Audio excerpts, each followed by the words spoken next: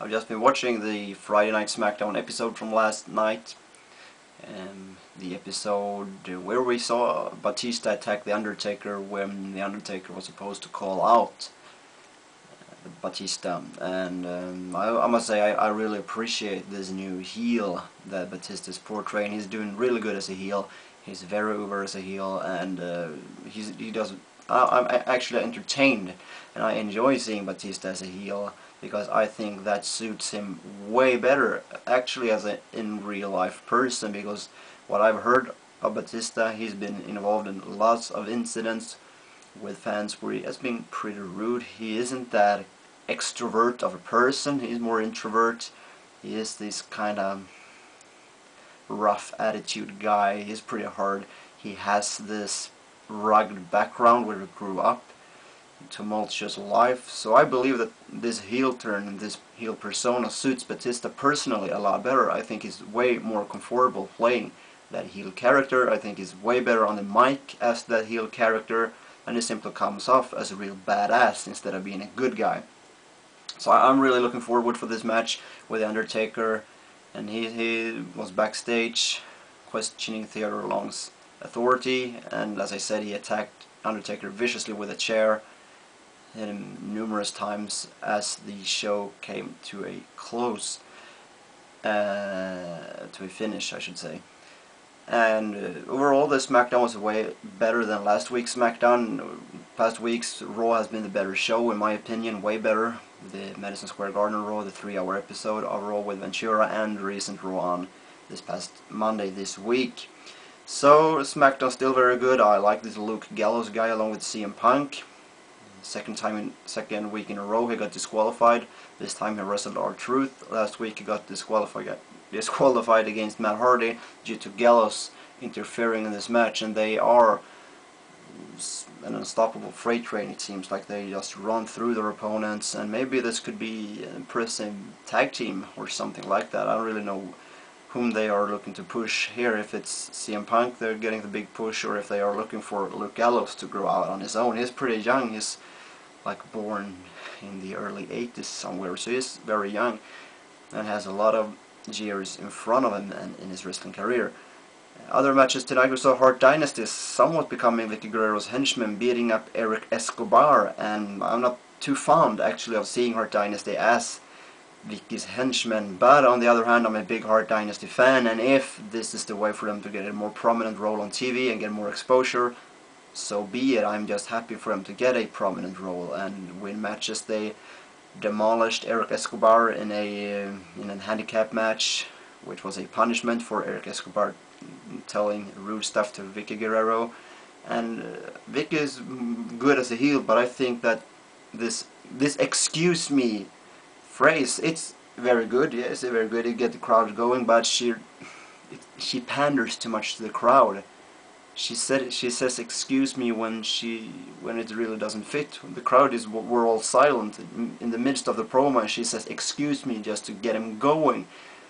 I'm not a big fan of that. She's more psychology behind those phrases, but it's a very good phrase, and she gets a lot of heat, but she should vary a little more, have a little bigger repertoire, I think, because it's very predictable when it's always she's coming out and saying excuse me 2 or 3 times, then getting into her promo. However, as I said, she's a good heel, and apparently they're going to turn Escobar face. I don't know if it was due to him not simply working as a heel, or if this was the plan from the beginning. It's hard to know that. Other matches tonight, Mickie James, yeah, by the way, Mickie James is the #1 contender for the Women's Championship. She won a very good triple threat match against Natalya Neidhart and Beth Phoenix. I'm not very fond of the match at first, because I think, why is Mickie James even have to contend to become the #1 contender? She should be that naturally. On the other hand, I was very fond of seeing the actual match that I saw. So I guess in the end it was all good. Mickie James defeated Natalya. She pinned her in the ring after Beth Phoenix did the work. A very good match. They held back a lot, but still a very good match. And actually, I must say, Mickie James cut a very good promo after the match. This feud has been going on for a long while. She's been called Mickie James, probably because she has actually gained some pounds of weight. She has been accused of being lazy recently, and this is probably a way just for them to light a match under Mickie James's ass to get her going. Be that as it may, you may not like it, you may like it. It's a storyline. Some people might think it's rude. I know a lot of people think it's rude. I personally don't like when DX calls Big Show fat, but well, be that as it may. Still a very good storyline, I think. They have been going on for a long while, and it's Mickie James sold this very well in her promo. It is very intense, and we then saw the return of Maria during Layla and McCool teaming up to beat up Mickie James after the match, after Mickie James's promo. Like I said, allow Mickie to get more personal on the mic more often, because, and more emotional as well, because that was really good. More matches tonight. We saw Kane defeated Mike Knox, forgettable match. However, important win for Kane. He needed that win after losing to Batista last week to keep his prominent role on SmackDown as a top guy. Mike Knox still a good wrestler, I think. And back into ECW this week. We saw a new tag team enter there. Kalen Croft and Trent Beretta. This is actually a team that has teamed up earlier in the FCW. They are former Kalen Croft, if we speak about him mainly. He is the guy called Chris Hero, and someone asked me, has this guy been in TNA? No, he has not been in TNA. His real name is Chris Pavone. I'm not sure of the pronunciation there.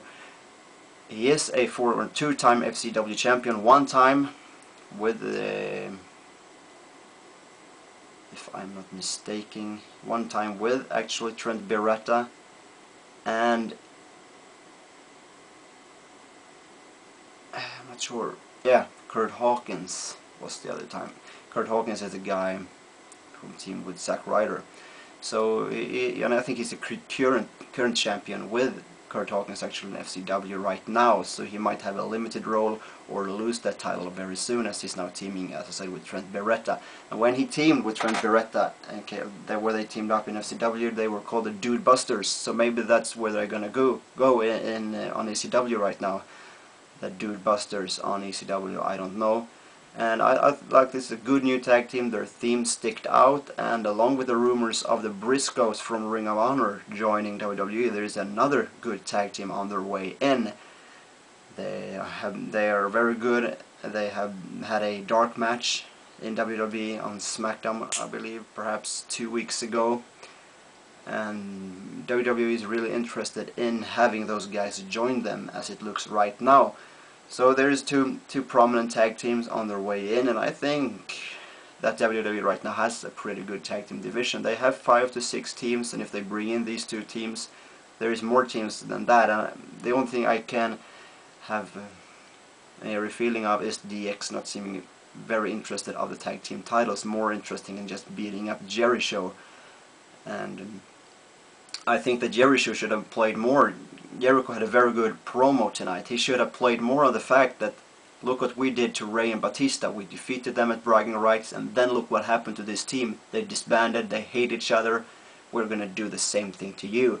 That would have been a very good parallel for Jericho to bring up. But still a very good and pretty long backstage promo this week by Jericho. In other things, I will lastly just tell you too, if you want to watch Raw, SmackDown, ECW, or perhaps even Superstars here on YouTube, there is only one guy to go to. That's Rated R Viper 2, I believe his name is. I'm not really sure, but there is a link in my info box, so it's just for you to go there, click, and you can watch SmackDown here on YouTube. Thanks a lot for watching, and have a nice day.